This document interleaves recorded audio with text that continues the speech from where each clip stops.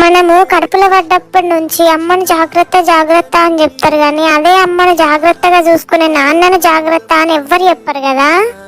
అమ్మ నైట్ మొత్తం పిల్లలతోని మెలకువతో ఉంటది, అలసిపోతుంది అని చెప్తారు కానీ ఆ అమ్మతోని నాన్న కూడా తోడుగా ఉండరు అని ఎవ్వరు చెప్పరు కదా. అమ్మ అన్నం తినంగా పిల్లలు ఏడుస్తారు అని అంటారు కానీ ఆ పిల్లల్ని ఏడవకుండా ఎత్తుకొని చూసుకుని అమ్మని అన్నం తినేలాగా నాన్న చేస్తాడు అని నాన్న పేరైతే ఎవ్వరు చెప్పరు కదా.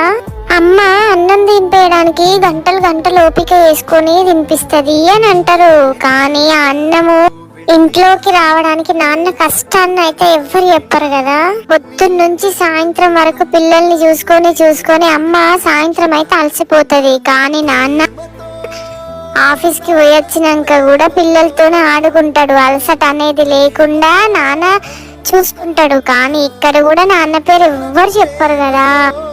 మనము ఏదన్నా చిన్నదైనా పెద్దదైనా తప్పు చేసినప్పుడు అమ్మకు తెలిస్తే ఖచ్చితంగా నాన్నకి చెప్తుంది కానీ అదే నాన్నకి ఫస్ట్ తెలిస్తే అసలు అమ్మకు కూడా చెప్పకుండా తన మనసులోనే దాచుకుంటాడు. ఎందుకంటే అమ్మ ముందు కూడా మనల్ని చులకన కాకుండా చూసుకుంటాడు కదా. ఇట్లాంటి నాన్న గురించి చెప్పాలంటే మన లైఫ్ లా మస్తు ఉంటాయి. ముట్టి కిందికి 3 నెలలు రాని నాకే మా నాన్న గురించి ఇంత తెలుసు అంటే మీకెంత తెలుసో కమెంట్ చేయండి. ఐ లవ్ యూ నాన్న అని కమెంట్ చేయండి. మనము